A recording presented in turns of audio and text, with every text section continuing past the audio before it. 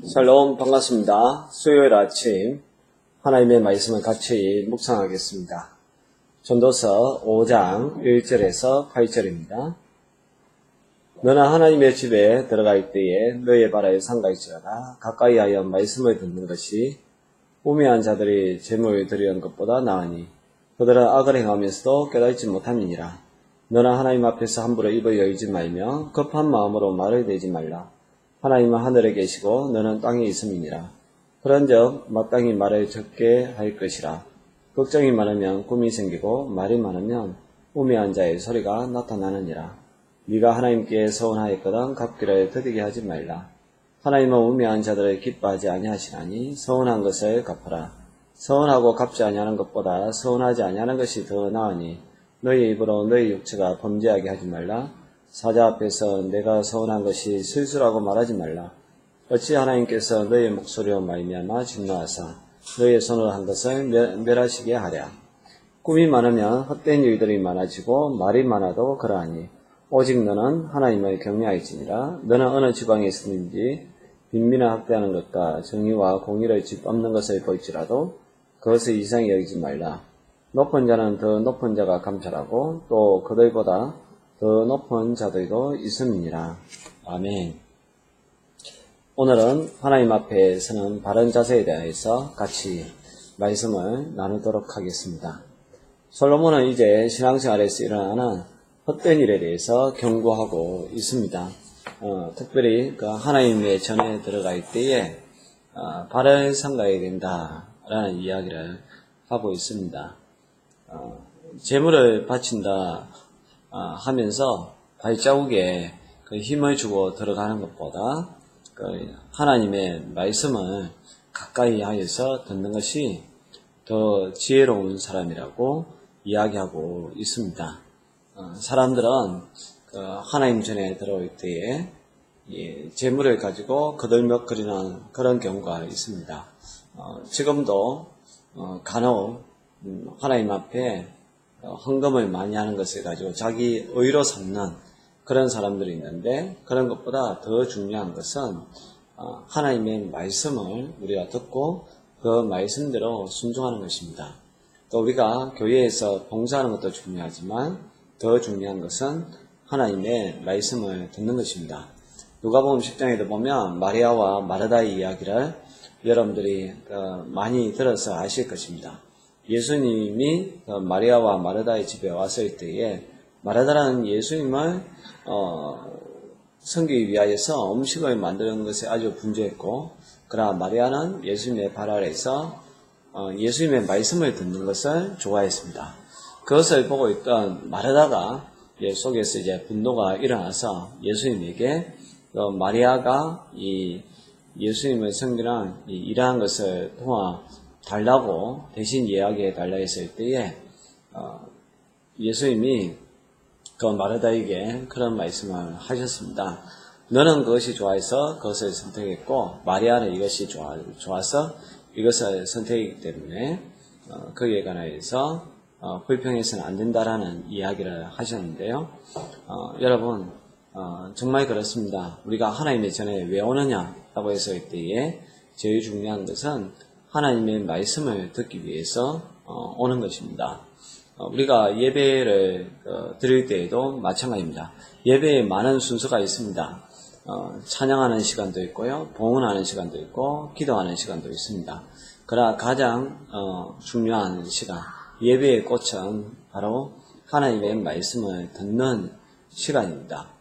그 하나님의 말씀을 듣는 그 시간은 가장 소중하게 여기고 또 그 시간만큼은 집중해서 귀를 기울여야 됩니다. 우리가 이 세상을 살아갈 때에 우리의 삶의 지표는 무엇이겠습니까? 바로 하나님의 말씀이기 때문에 그렇습니다. 내가 교회에서 어떤 사역을 하고 또 하나님께서 나에게 주신 그 소득의 11조를 드리고 또 하나님이 나에게 베풀어 주신 그 은혜에 감사해서 감사의 예물을 드린다 할지라도 그것보다 더 중요한 것은 오늘 내가 하루 어떻게 살아갈 것인지 이번 한 주간 동안 어떻게 살아갈 것인지 거기에 관하여서 알려주시는 그 하나님의 말씀을 듣는 그 자세가 가장 중요한 자세라는 것을 잊지 마시기를 바랍니다. 그리고 2절에서 3절에는 그 하나님 앞에서는 말을 적게 해야 된다 라고 이야기하고 있습니다.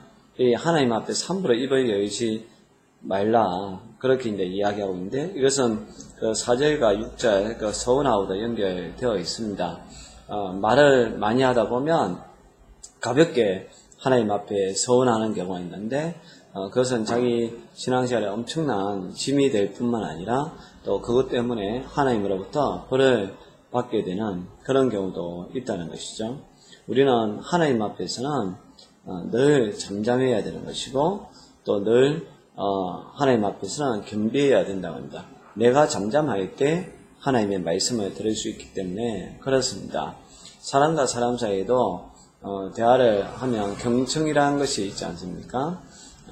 다른 사람의 말을 들어줄 때, 또 잘 들을 때에, 사실 말을 할 때보다 들을 때 지혜가 생기는 것이고, 또 많이 들으면 들을수록 그 사람에 대한 예의가 있는 것이고, 그 사람을 존경한다라는 그런 의미가 있는 것입니다. 특별히 하나님의 전에 왔을 때에는 우리는 침묵하고 어떻게든지 하나님의 말씀을 듣는데 더 집중을 해야 한다는 것이죠. 그래서 우리가 흔히 입이 하나고 귀가 두 개라는 것도 두 번 듣고 한 번 말하라 라는 그러한 의미에서 하나님께서 귀를 두 개로 창조하셨고 입은 하나로 창조했다라는 그런 이야기도 있습니다. 우리가 이 사실을 깊이 생각하셔서 정말 하나님의 전에 왔을 때 또 하나님 앞에서는 우리가 입은 닫고 많이 듣는 그런 믿음의 사람들 될 수 있기를 바랍니다. 특별히 3절에 보면 걱정이 많으면 꿈이 생기고 말이 많으면 우매한 자의 소리가 나타나느니라 라고 이야기하고 있는데요. 이 걱정이 많으면 꿈이 생긴다 라는 이제 이야기를 하고 있습니다. 그 염려와 근심 그런 것을 많이 하면 우리 꿈속에 나타나게 되는 것인데요. 그래서 이 정신분석학자인 지그먼트 프로이드도 그런 이야기를 했습니다. 우리가 왜 꿈을 꾸느냐? 그 꿈을 꾼다는 것은 결국 그 사람이 본능적으로 또 본성, 욕구, 욕망 그것을 이제 밖으로 표현을 못하니까 무의식 속에 잠재되어 있다가 꿈으로 나타나는 거라고 이야기하고 있는데요.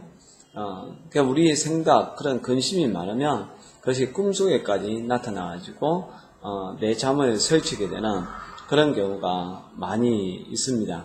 그렇기 때문에 이 걱정을 많이 해서는 안 된다라는 그렇게 이제 말씀하고 있고요. 또 말이 많으면 우매한 자의 소리가 나타난다. 이 말을 많이 하다 보면 결국 사람은 실수할 수밖에 없기 때문에 말은 적게 하고 듣기는 많이 하는 지혜로운 사람들이 될 수 있기를 바랍니다. 그리고 이제 4절에서 6절까지 특별히 서운에 관한 이야기를 하고 있는데요. 하나님께 서운을 했으면 반드시 갚아야 된다 라고 이야기하고 있습니다. 그렇지 않더라면 차라리 서운을 하지 않는 것이 낫다. 서운하고 갚지 않는 것은 6절에 보면 육체가 범죄하게 한다라고 이야기하고 있습니다. 우리가 하나님 앞에 어떻게 하기로 했다라고 하면 반드시 지켜야 됩니다. 혹시 오늘 이 말씀을 묵상하면서 옛날에 서운했던 거 지키지 않는 그런 것이 있다면 오늘 즉시 좀 실천을 하고 그 서운을 지킬 수 있었으면 좋겠습니다. 그래야 여러분들의 삶이 복되고요. 또 여러분들이 하나님 앞에 진실한 사람이 되는 것입니다. 예수님도 산상수훈 가운데에 도무지 맹세하지 말라라는 말씀을 하고 있습니다. 심지어 땅에서조차도 맹세해서는 안 된다라는 그런 이야기를 했는데요.